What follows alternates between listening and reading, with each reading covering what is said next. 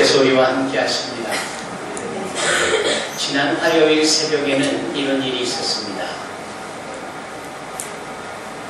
새벽 예배로 말씀을 나눌 때에 문이 빼꼼히 열리더니 처음 뵙는 분이 들어오려다가 멈칫대고는 다시 나가시는 거예요. 그래서 계속 말씀을 나누는데 그분이 다시 오셨습니다. 그리고 옆에 자리를 앉았는데 한눈에 봐도 너무 주위도 산만할 듯 보이고 또 무엇보다도 눈에 들어오는 것은 그 추운 새벽 엄동설 안에 너무 옷을 얇게 입은 겁니다. 겉옷도 입지 않은 아주 얇은 정도의 쉐타 하나였고 심지어는 운동화를 신으셨는데 양말도 신지 않으셨어요. 단번에 무슨 문제가 있구나 여겨지지 않겠습니까? 기도회를 다 마치고 6시쯤에 우리가 늘 그랬듯이 따뜻한 차를 타서 함께 티타임을 가질 때에 그 자매에게 권하고 우리 함께 했던 권사님들이 이것저것 물으시는데 이 답을 잘 못하세요. 말도 좀 어눌한 듯 같고 또 잘 못 듣는 것 같기도 하고 참 권사님들이 염려가 되시는데 불현듯 우리 외국인 형제들에게 이 추운 겨울에 입으라고 어느 단체에서 겨울 잠바를 40벌 정도를 보내준 게 있고 여러 전국적으로 우리가 나눠주고 몇 벌 남은 게 기억이 나서 그 중에 하나를 가져다가 권사님을 통해서 이 자매를 입히게 했는데 어쩌면 그렇게 안성맞춤으로 그 몸에 딱 맞는지 옷을 입었어요. 그리고 이제 우리가 귀가하려 하니까 나가야 할 때 그 자매가 불현듯 중앙시장 쪽에 자신을 내려주면 좋겠다 하고 차를 함께 탄 겁니다. 차 안에서도 권사님들이 나이도 묻고 가정 형편을 묻는데 나이는 39인데 결혼도 했다고 하는데 자녀에 대한 질문을 할 때 멈칫대고 대답을 못하세요. 아마도 큰 아픔이 있거나 큰 충격이 외부로부터 주어져서 심리적으로 불안하고 또 그러한 상황이 된 듯이다 말씀이죠. 그래서 그냥 시장에다 내려드리면 집을 못 찾을 것이 뻔해 보여서 우리가 역전 파출소에 데려다 드렸습니다. 역전 파출소에 도착을 해서 윤재식 집사님하고 전민규 권사님께 이분을 좀 파출소 안에 모셔다 드리고 전후 사정을 좀 설명해 드리라 그랬지요. 그리고 차 안에 저는 운전대에 앉아 있는데 윤재식 집사님이 파출소에 그 자매를 인계하고 아주 밝은 얼굴로 오는 거예요. 그러면서 설명하는 내용이 이 자매가 들어가자마자 이런 전후 사정을 설명하고 나니까 그 파출소에 있는 직원이 대뜸 이 자매에게 아무개 자매가 아니냐고 이름을 묻더래요. 그랬더니 그 자매가 본인이 맞다고 고개를 끄덕이더라는 겁니다. 그러자 이 직원이 또 사진을 하나 꺼내어 보여드렸더니 어머니가 맞느냐 그랬더니 그 자매가 어머니가 맞다고 그러더래요. 그 사진 속의 어머니는 연로하신 분이셨는데 그 파출소 직원의 말에 따르면 지난 저녁에 딸이 행방불명이 돼서 애달는 마음으로 파출소에 신고를 했고 밤새고 그 어머니가 이 딸을 찾았다라는 거예요. 찾아 헤매고 있었다라는 거예요. 또 한편으로는 이 자매는 그렇게 가벼운 옷차림으로 밤을 헤매고 그 엄동설한 새벽을 헤매다가 우리에게 온 것이 아닙니까?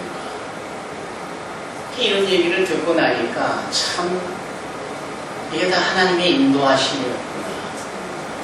얼마나 감사한지 모릅니다. 그래 남은 우리 성도들을 각 귀가를 시키려고 운행을 해두고 돌아오는 즈음에 우리 윤지 집사님에서 밝은 목소리로 전화가 와요. 목사님 지금 그 자매님의 어머님으로부터 너무너무 감사하다고 전화를 받았습니다. 근데 그 목소리가 얼마나 우리 윤재식 집사님 목소리가 얼마나 기분이 좋고 기쁨이 있고 감사가 넘치는지 참 여러분 그런 거지요.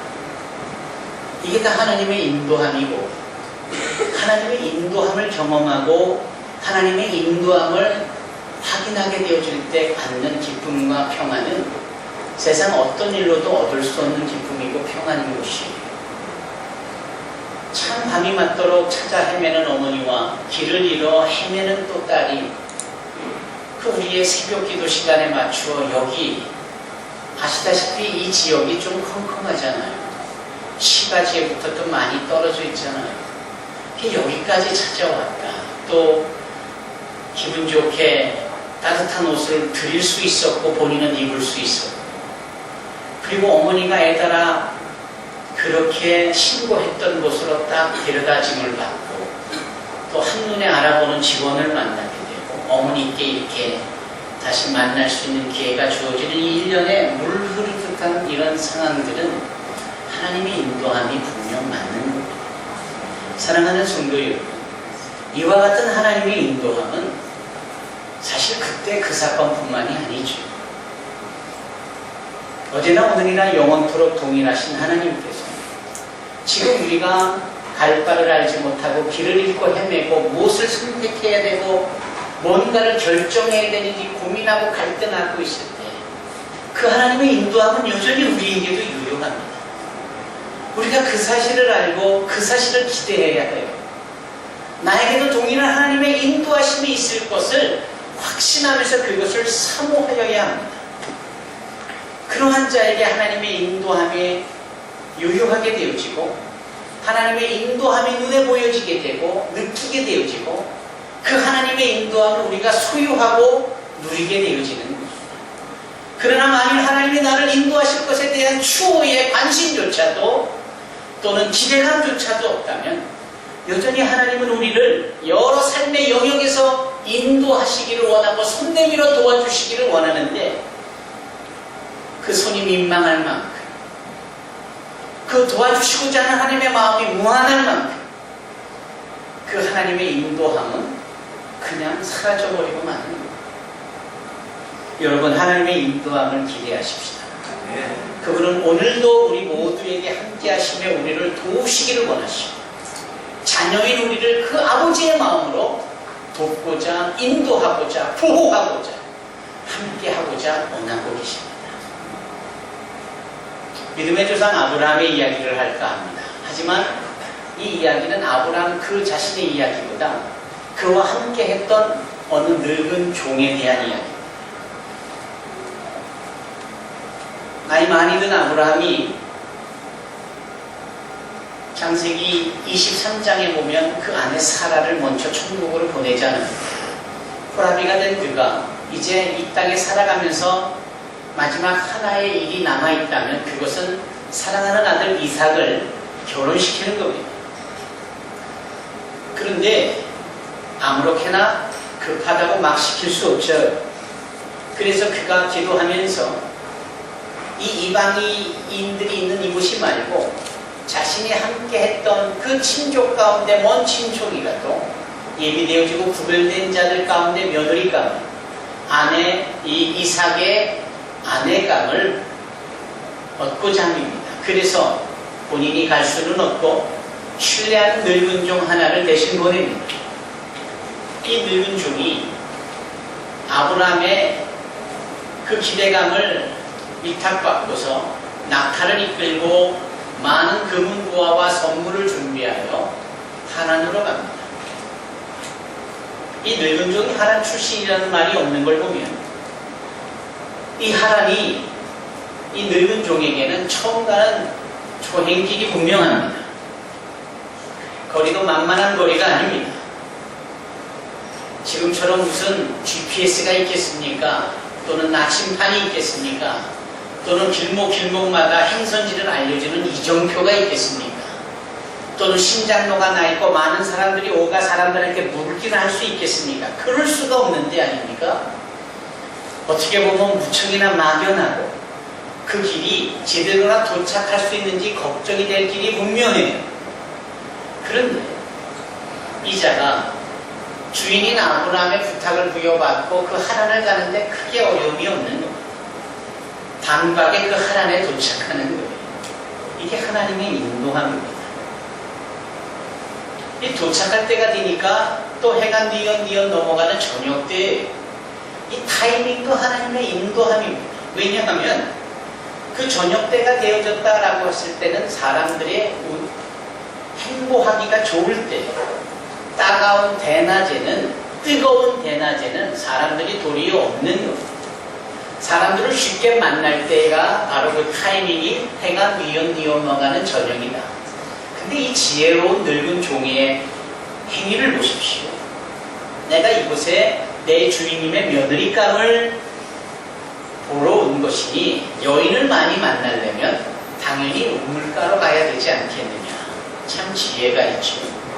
이렇게 우물가에 가니 그때 해가 뉘엿 넘어가는 저녁인지라 많은 안악들이, 여인들이, 처자들이 물동이를 가지고 그 우물가에 오는 겁니다.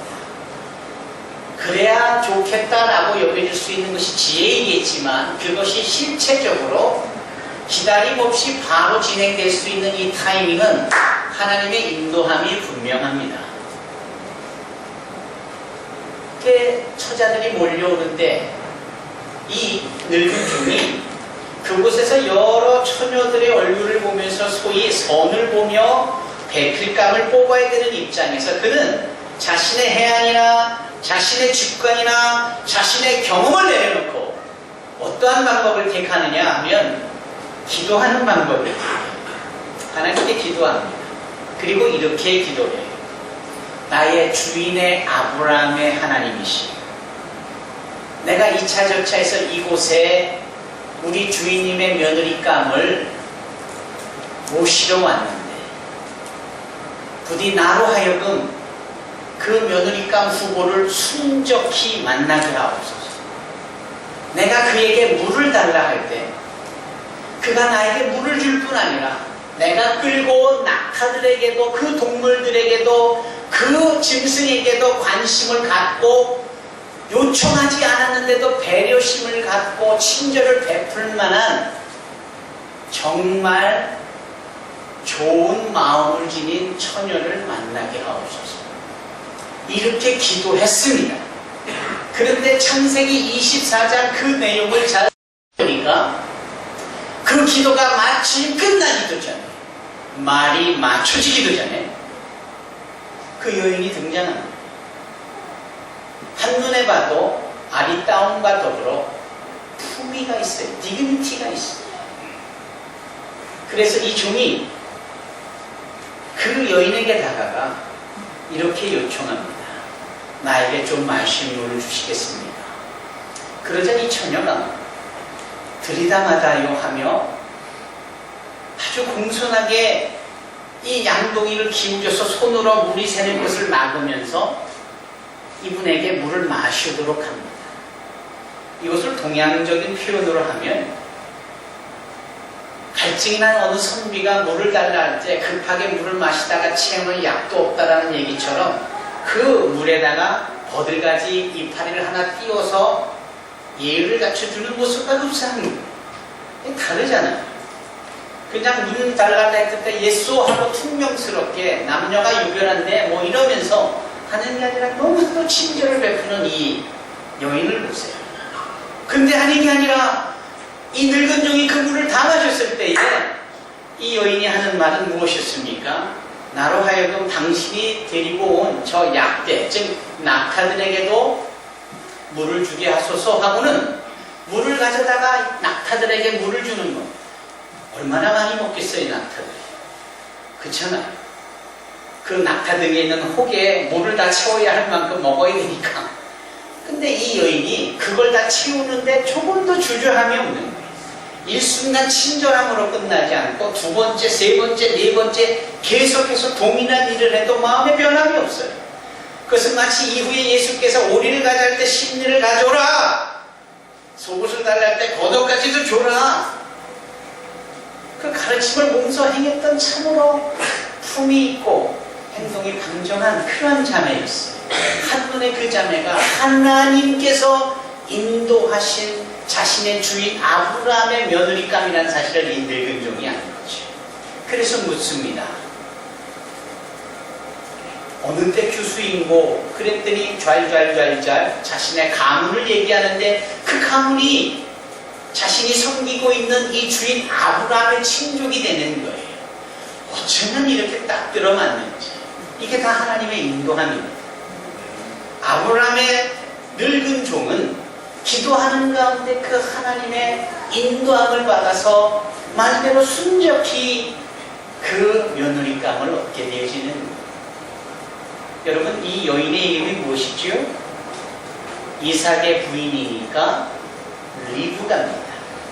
영어로 말하면 레베카입니다.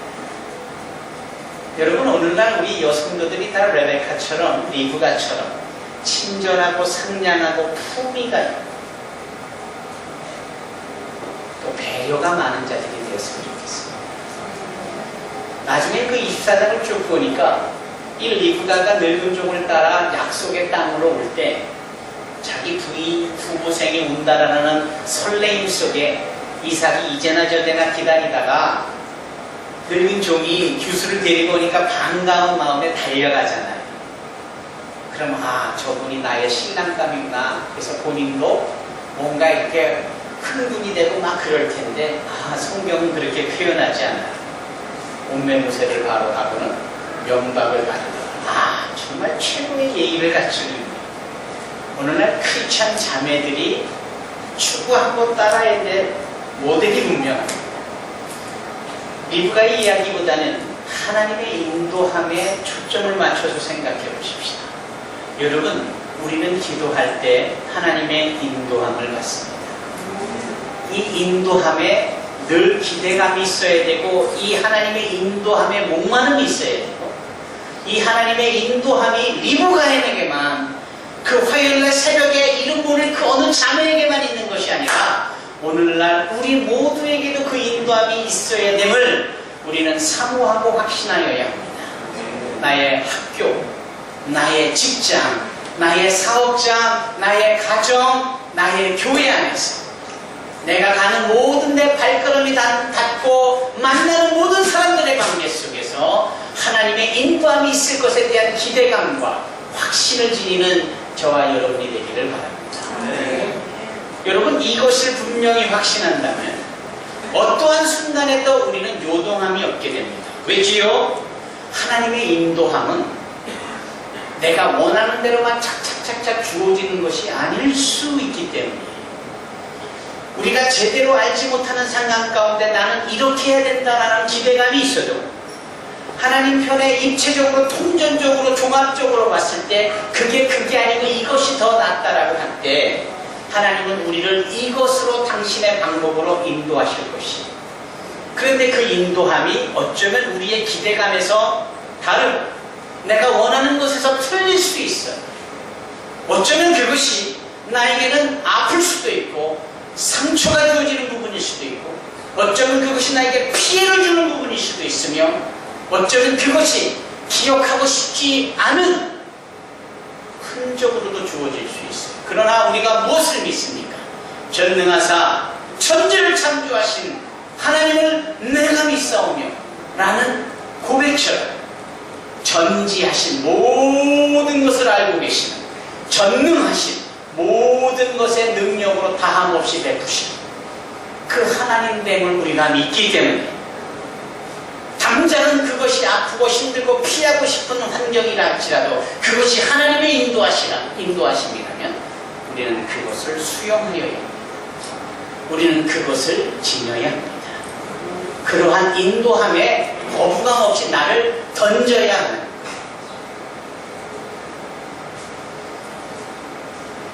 사도 바울이 열심히 선교 여행을 합니다. 그런데 어떻게 된 영문인지 선교 여행을 하는데 자꾸 하나님이 막으세요. 성령께서 막으시는 거예요. 가는 곳곳마다 성령께서 거부를 하시고 막으세요. 이게 어찌된 영문인고 하면서 그가 도달한 곳이 드로아라는 지역. 드로아라는 것은 아시아의 끝이에요. 거기서 배를 타고 똥 들어가면 바로 유럽의 시작입니다. 이렇게 드로아라는 곳에 도착해서 그가 하나님이 나를 인도하실 텐데 더더군다나 내가 선교를 하는데 왜 하나님은 막으실까? 궁금하겠지요? 그날 밤 그가 드로아에서 잠을 자다가 꿈을 꾸는데 그 꿈 속에 마게도냐 사람이 등장합니다. 한눈에 봐도 마게도니아. 마게도냐는 어디냐? 드로아가 아시아의 끝에 항구 도시다. 마게도냐는 그 앞에 있는 유럽의 첫 관문인 항구 도시. 근데 마게도냐 사람들은 대단히 미혹이 있고 철학적이고 품위가 있어서 옷매무새가 남달라요. 그래서 옷 입은 것만 봐도 마게도냐 사람이라는 사실을 알 수 있는 거예요. 그런데 꿈에 마게도냐 사람이 등장하는 겁니다. 그러더니 바울에게 손짓해서 이리로 건너와 우리를 도우라 꿈에 그러는 거예요. 꿈에서 깬 바울은 이것이 바로 하나님의 뜻이고 이것이 바로 하나님의 인도하심이요. 그래서 그는 그 다음날 바로 마게도니아로 도착합니다. 그리고 그 유럽의 첫 선교의 사역을 펼치는 거예요. 그렇게 사역을 펼치면서 도착한 한 도시가 있었으니 그 도시가 빌립보라는 도시인데 재밌는 것은 그 빌립보 도시에 도착하자마자 귀찮은 일이 생깁니다. 그 귀찮은 일이 뭐냐면 귀신 들린 박수 무당 점쟁이가 하나 있는데 이 사도 바울 뒤를 졸졸졸졸 쫓아다니면서 여기를 떠나라 여기를 떠나라 계속 소리를 치고 아우성인 거예요. 아주 귀찮은 거예요. 그래서 사도 바울이 그 귀신 들려 점치는 여인에게 주 예수의 권세 있는 이름으로 귀신을 내 쫓음으로 이 여인이 잃었던 정신을 되찾게 합니다. 좋은 일이잖아요. 그런데 문제가 생깁니다. 그 문제가 뭡니까? 이 점쟁이를 앞에 두고 그 점을 치는 일로 복채를 받는 일을 돈벌이로 여겼던 이 점쟁이 주인이 더 이상 돈을 벌지 못하게 되니까 그걸 문제 삼아서 이 사도 바울과 신라를 고발하고 고소하는 거예요. 그러면서 이렇게 고소 고발을 해요. 우리가 다 로마인인데 저 이방인이 와서 우리에게 현혹을 하고 있다. 그랬더니 로마 사람들이 다 분을 내면서 어디 감히 이방인이 우리 앞에 와가지고 이런 짓거리야 라고 하면서 전후사정을 살피지도 아니하고 흥분한 가운데 바울을 두들겨 패기 시작하는 거예요. 신라를 두들겨 패기 시작하는 겁니다. 늘씬늘씬하게 두들겨 패고 얻어맞은 이 바울과 신라를 그것도 모자라서 빌립보에 있는 그 악명 높은 지하 감옥에 내동댕이처럼 갇히게 합니다. 그것도 모자라서 말씀 사도행전 16장을 보니까 목과 이 손목과 그리고 발목에 수갑이 채워져요. 꼼짝달싹 못해서 눕지도 서지도 못하는 말 그대로 대단히 불편한 거죠. 근데 우리가 이 부분에서 한번 생각을 해보자면 도대체 하나님의 인도함이 계셔서 아시아 지역에서의 선교를 막으시고 그날 드로아에서 꿈꾸게 하셨고 마게도니아로 와서 유럽의 선교를 시작하라 하셨고 그래서 인도함을 받고 여기까지 왔는데 두들겨 맞고 수갑에 차여서 지하 감옥에 던져지는 이것이 뭘까? 이것이 하나님의 인도함이라면 피하고 싶은 일이 아닙니까? 이것이 하나님의 인도함이라면 거부하고 싶은 건 아닙니까? 그런데 바울을 보십시오. 이 인도함 속에는 분명 하나님의 선하신 뜻이 계실 것을 믿었다. 그 증거가 뭡니까? 그날 밤 온몸이 맞아서 욱신욱신되고 피가 흐르고 터지고 깨지고 그 와중에 수갑 찬 채 야 신라야 우리가 하나님의 인도함을 받아서 여기까지 왔는데 하나님의 일이 기대가 되지 않니? 기대가 되는데요 선생님 얼마나 감사한지 우리 감사의 찬양을 부르자구나 하고 그 시간에 그 자리에서 찬양을 부르는 감사의 찬미를 드리는 겁니다. 여러분 그 순간에 느닷없이 땅이 움직이고 옥토가 흔들리면서 지진이 납니다. 지진이 와르르 나니까 세상이 얼마나 무섭고 두렵습니까? 근데 놀라운 것은 아무리 지진이 나도 각 감방의 문이 펄컥펄컥 열리는 거하고 별리지 않습니까? 아무리 지진이 강력하게 나도 사람의 손에 사람의 발목에 채워진 수갑이 열쇠로 연 것도 아닌데 철컥철컥 열리는 것은 놀라운 일이 아닙니까? 이런 일이 발생을 하자 그 감옥을 지키는 간수장이 혼비백산하는 겁니다. 감옥의 문이 다 열렸지, 다 수갑이 열렸으니까 필경 죄인들이 다 도망갔겠거니 하고 자신들의 책임이 자신에게 있을 것에 대하여서 두려운 나머지 칼을 떼고 자살을 하려는 일이 벌어질 때 바울이 그러지 말라라고 그를 말리고는 여기에서 한 사람도 나가지 아니했다라는 미련한 모습을 보입니다. 그러자 간수장은 그 모든 상황을 깨닫고는 이게 범상치 않구나, 이게 어떤 일인고 하고 자신 앞에 초연한 모습을 보이는 바울 앞에 무릎을 꿇고 엎드립니다. 그리고 이렇게 요청을 하죠. 우리가 어떻게 하면 구원을 얻을 수 있습니까? 육적인 상황을 보면서 영적인 깨달음으로 승화되어지는 겁니다. 바로 그럴 때 우리 모든 크리스찬들이 너무나도 잘 알고 좋아하는 말씀을 사도 바울이 행하지요. 그 말씀이 무엇입니까? 주 예수를 믿으라. 그리하면 너와 네 집이 구원을 얻으리라. 그러자 이 간수장이 기뻐하며 이 바울과 신라를 초대하여서 자기 집으로 그날 밤에 모시고 가서 상처난 곳에 씻어주고 약을 발라주고 새 옷을 입히고 정성껏 대접을 하고 그날 밤에 말씀을 가르치는 바울의 앞에서 이 간수장과 모든 가족들이 다 예수를 믿습니다. 한 가족 전체가, 온 가족이 다 예수를 믿는 거예요. 그 말씀을 보면 직계가족뿐만 아니라 그 가정 안에 일하고 허드렛 일까지 다 하는 종, 노예들까지도 다 예수를 믿는 거예요. 놀라운 일이죠. 하나님의 인도하심이 여기까지 미치는 겁니다. 터지고 깨지고 명예나 추락을 하고 자존심이 상하고 억울하고, 그런데 그 이면의 결과는 하나님이 그토록 기뻐하시는 하늘나라의 확장과 주 예수를 믿어 구원에 이르는 일들이 생겨납니다. 얼마나 멋진 일입니다. 다음날 아침이 되어졌어요. 이 모든 상황들을 간수장이 자기 상관에게 전하니 이 상관이 깜짝 놀랍니다. 아니, 그 사람이 로마 사람이었어. 우리는 그런지도 모르고 두들겨 패고 감옥에 갖다 놨으니 이게 보통 큰일이 아닌가 두려워하게 됩니다. 그리고 어서 가라고 종용을 할 때 사도 바울이 그때 한마디 하죠. 아니, 우리가 로마 사람인데 아무런 문제도 제기하지 않고 두들겨 패고 감옥에 갇히더니 이제는 네 멋대로 우리 보고 가라 마라 해?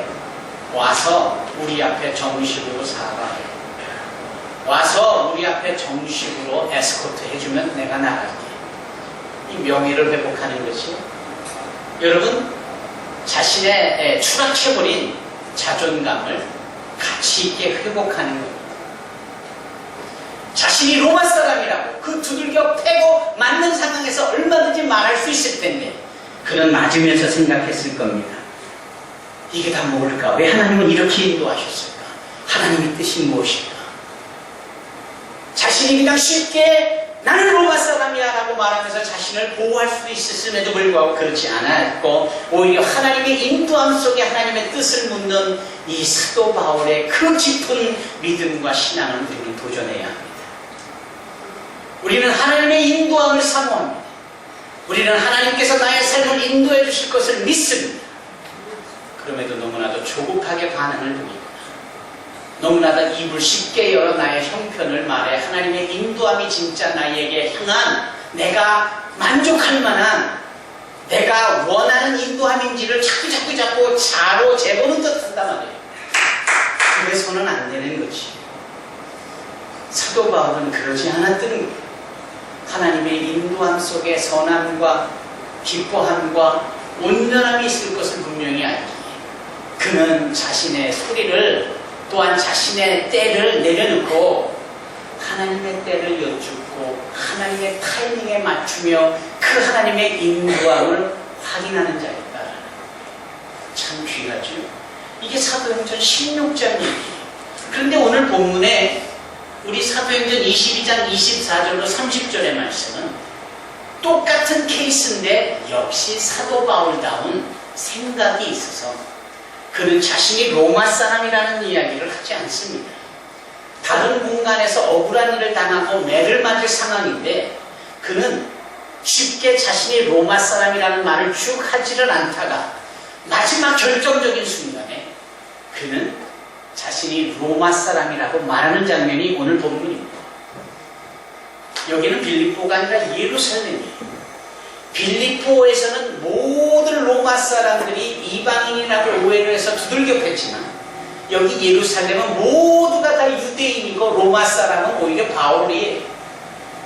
그래서 바울이 말 한마디면 사실은 자신에게 돌을 던지고 자신에게 질책을 하고 비난을 했던 유대인들을 지금 다 무릎을 꿇힐 수 있는 그러한 신분이었음에도 불구하고 그는 말하지 않았어요. 왜일까요?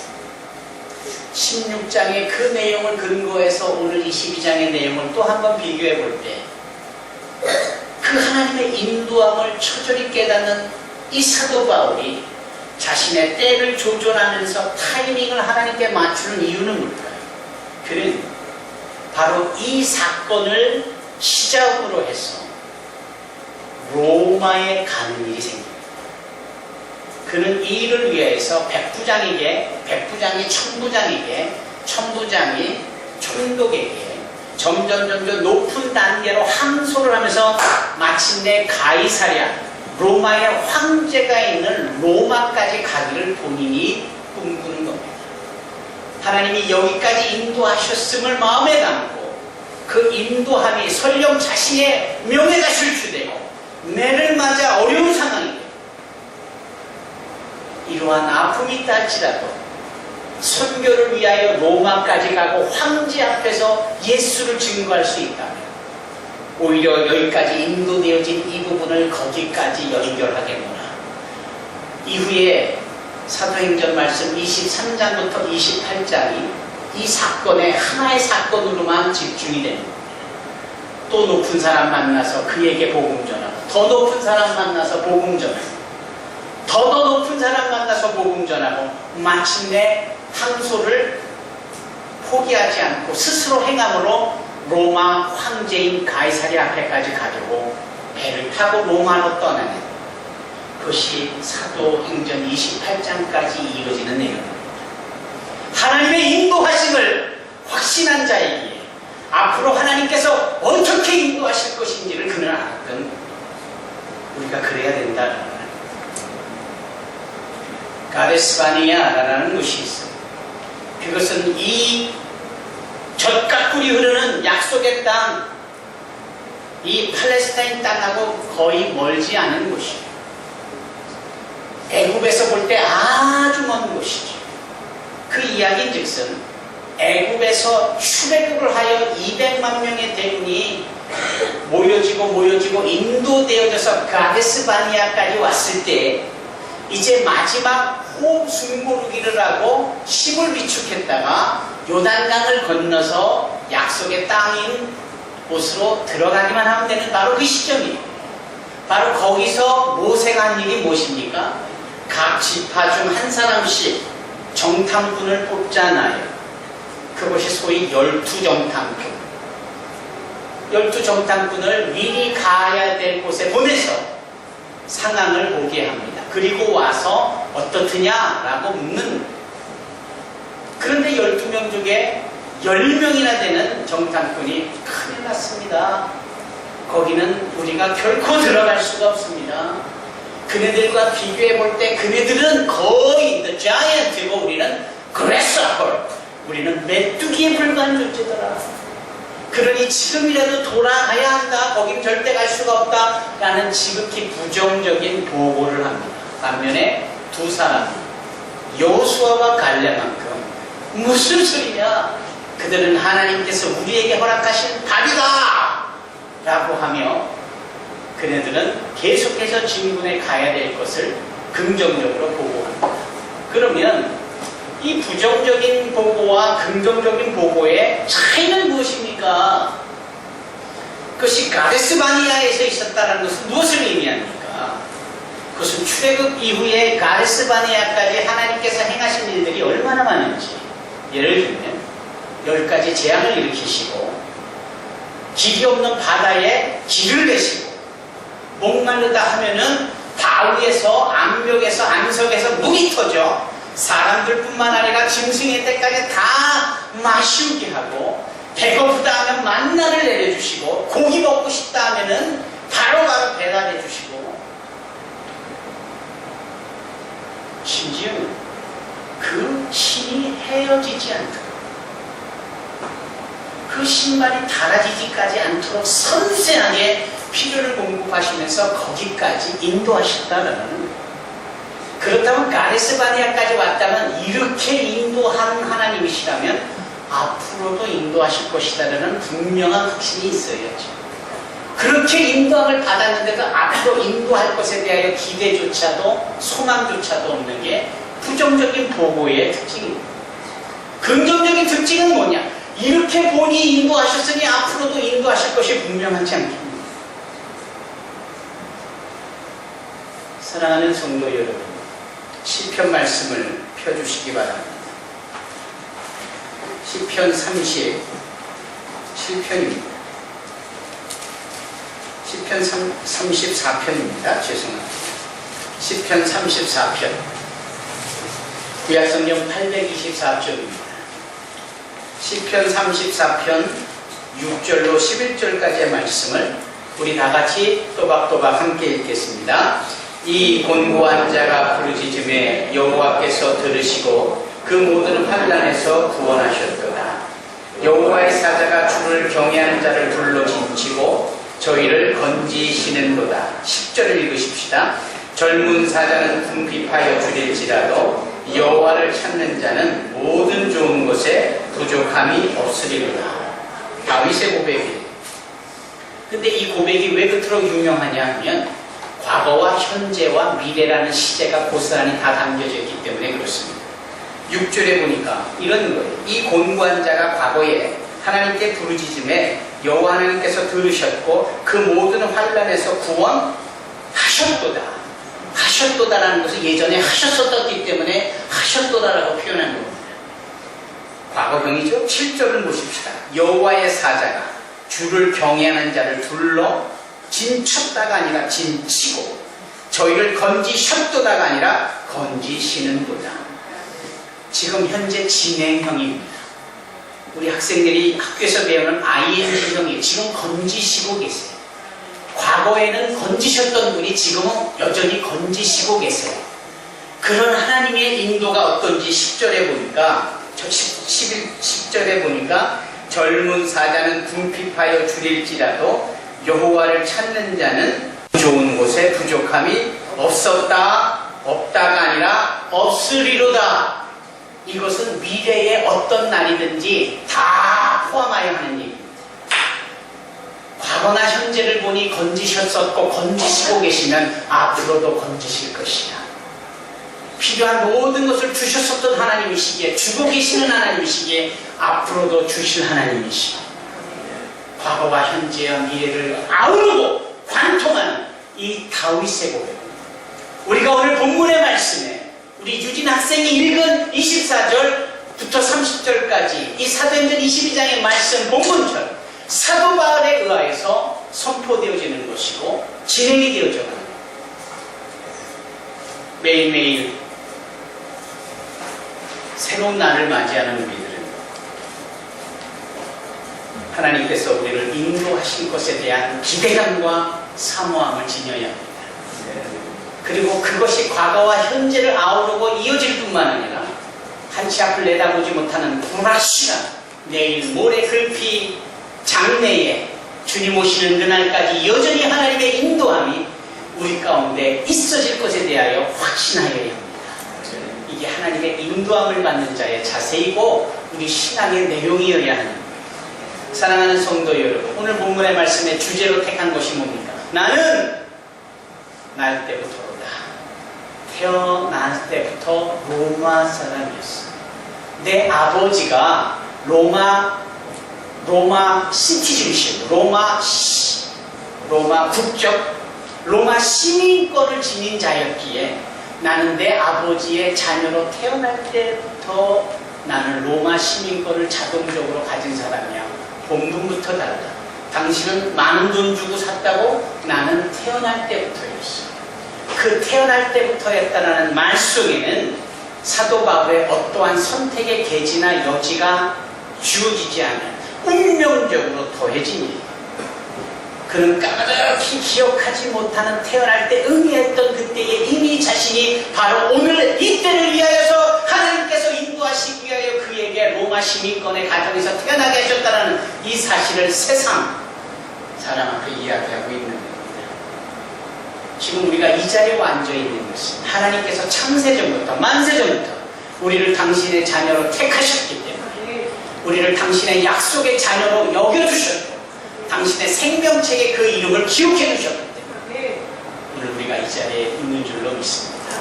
운명적으로 하나님께서 나를 붙잡아 주시고 선택해 주신 이 위대한 특권을 날마다 하나님의 인도하심을 확신하며 그것을 기대하고 그것을 사모하여서 어떤 영역에서든지 어떤 상황에서든지 하나님의 인도함으로 기뻐하며 감사하며 당당한 신앙생활을 여기에 나가는 저와 여러분이 되시기를 주님의 이름으로 축원합니다. 기도하겠습니다.